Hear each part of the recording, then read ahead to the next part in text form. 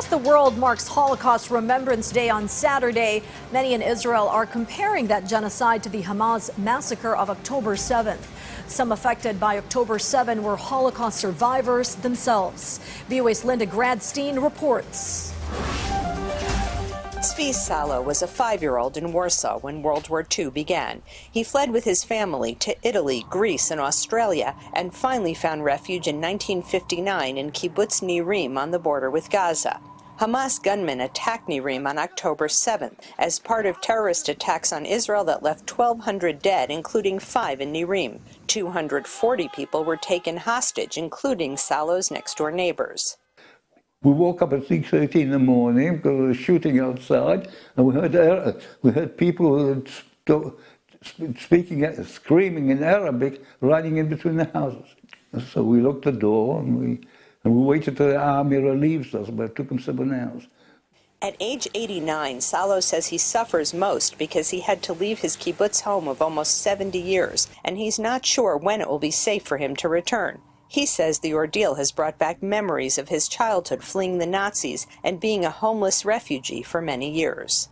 Polish Holocaust survivor Sarah Jackson says having to evacuate Kibbutz Sa'ad, where she lived for 6 decades, has also brought back childhood memories of being a refugee. During the October 7th attack, Jackson hid for hours in her home bomb shelter, together with 6 young people who fled the Nova Music Festival massacre. Some of them recently visited her to express their gratitude. Those lovely people came into my house.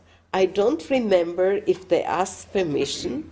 They went to the front door, they locked the door, and I have a very big armchair in the corner, and they put the armchair to the door, and we all went into the shelter.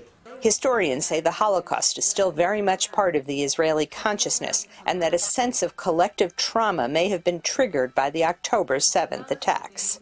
There were things that happened on the 7th of October, like people being locked in safe rooms for a long time, which reminded people very much of what was happening in ghettos during roundups during the period of the Holocaust.